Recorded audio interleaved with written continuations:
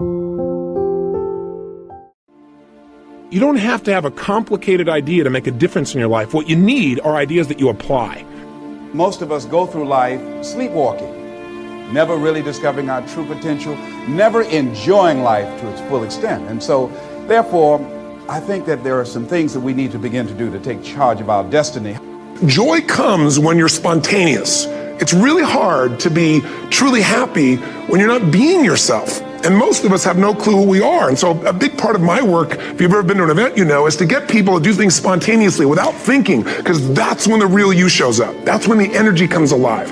And when you do that, when you start to connect to your true nature, suddenly there's energy available for you to set a higher standard for what you want in your life. That's what this is really all about. And when I talk about standards, when I talk about, shoulds versus musts, think about your own life. I know there have been areas in your life where some point in time you just shifted and you raised the standard and your life changed. Because whatever people have their identity attached to, they live. We live who we believe we are. That's just how it works. It's just kind of like, I'll give you an example. Look at your physical body.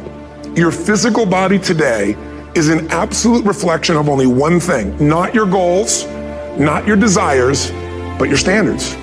The identity you have for yourself. If your standard is you're an athlete, then there's a certain amount of strength, a muscle tone, and energy that's available in your body on a regular basis because that's who you are. And so you do whatever's necessary to maintain that identity. Again, the strongest force in the human personality is this need to stay consistent with how we define ourselves. So think about this idea. What does it take to be in charge of your destiny? Well, you got to begin to develop some skills, and you got to ask yourself a question. What do you have going for you? What is it that you have going for you right now that's a real plus for you? What is it that you have going against you? What kind of training do you require? What is it that you need to learn? See, you make money only one of three ways in an economy of this nature. You have to have a skill, like I've developed the skill to become a speaker, or have some specialized knowledge, or have a particular product or service that you can provide for the public. The two controlling forces have directed your life and kept you at times from taking action. And those forces again are the twin forces of pain and pleasure. Remember, everything we do in life, we do out of our need to avoid pain or a desire to gain pleasure. As you begin to look at life, as you begin to look at the things you want to do, decide that you're going to become the active force in your life. Decide that you're not going to go through life feeling like a victim. Decide that when things become challenging, and they are, that you're not going to personalize it, that you're going to look at it and you do whatever you must do in order to work things out and learn from it. Learn from it. That's the key.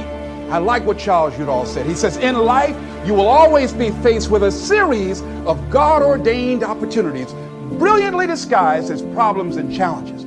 If you've lost your job, don't say that I've been laid off. Just say I've been given an opportunity by the universe to find my life work. So as you view all of the things that happen to you as an opportunity, now you're taking it from a different perspective.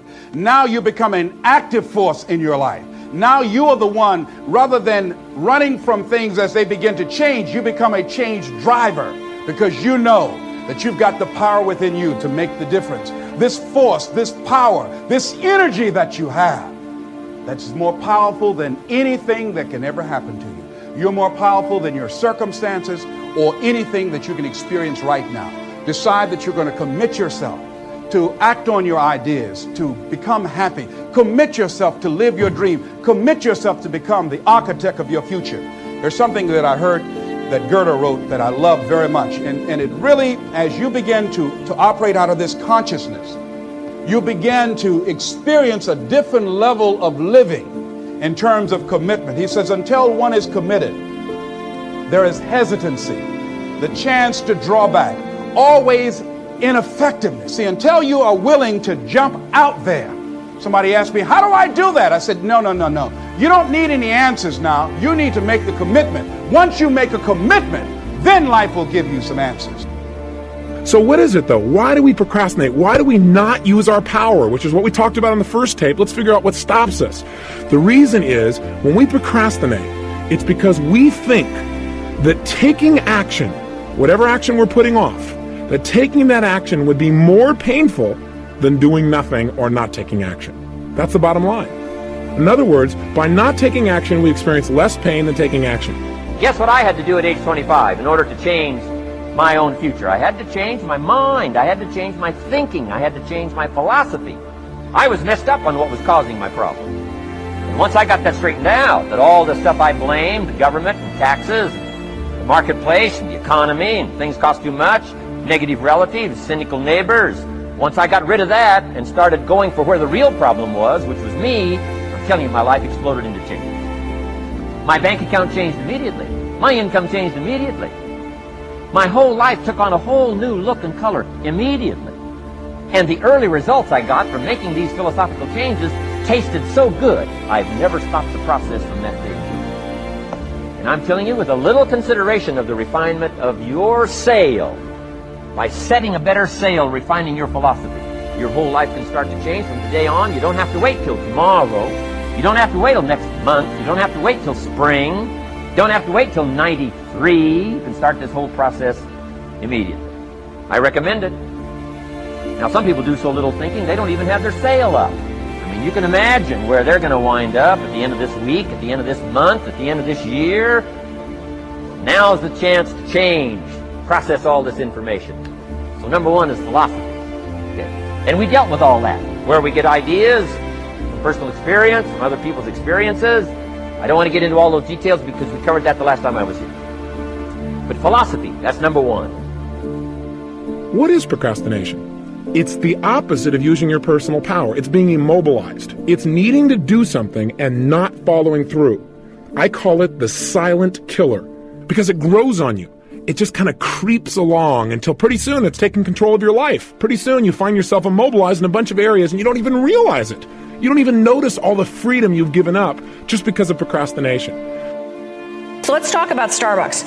Starbucks in 2008, very interesting thing happened, and many of you, if you were in the financial services market then, probably know this, that their net income decreased by about 28% that year. And at the time, they had 16,000 stores in 44 countries, and they had gone through this massive, explosive growth segment in terms of going public in, I think it was like 1992, they only had 125 stores, and now here we are, 2008, they've got 16,000. So what ends up happening is Howard Schultz, who was the chairman of the board, comes back in as the CEO. Very complex situation, right? You've got operations in 44 countries. You've got massive reduction in terms of the profits that you have. You've got the stock market and Wall Street screaming at you. You've got customers that are going to Dunkin' Donuts because there's a recession that's hitting. So what do?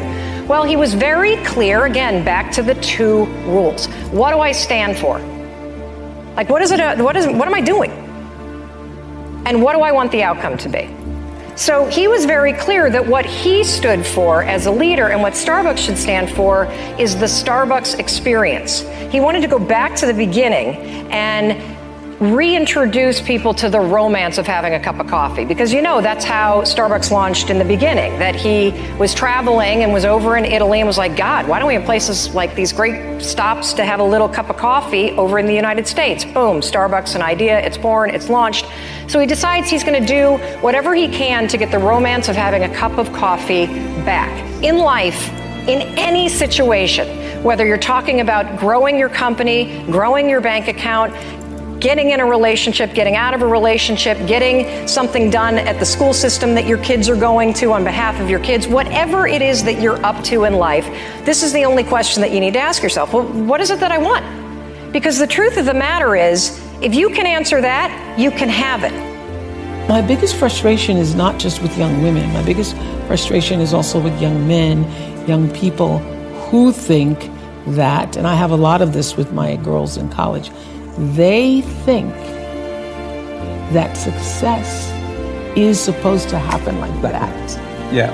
They think that there isn't a process to it. They think that they're supposed to come out of college and have their brand. And I recognize now that I am a brand, but I was resistant to being called a brand for many years because I was like, I'm a brand. I'm not a brand. I'm a person. But how I got to be a brand was not trying to be a brand. How I got to be a brand was every day making choices that felt like this is the right move, now that's the right move, and now that's the next right move, the next right move. And so my frustration with young women and young men is that they think it's supposed to happen like this, and they don't understand that there's a process to it. Social media. Yes, social media. You did not get to be editor of Vogue magazine by not working and working and working and working and working to get here. I love the theory of that there's 10,000 hours behind anybody who ever gets to be successful.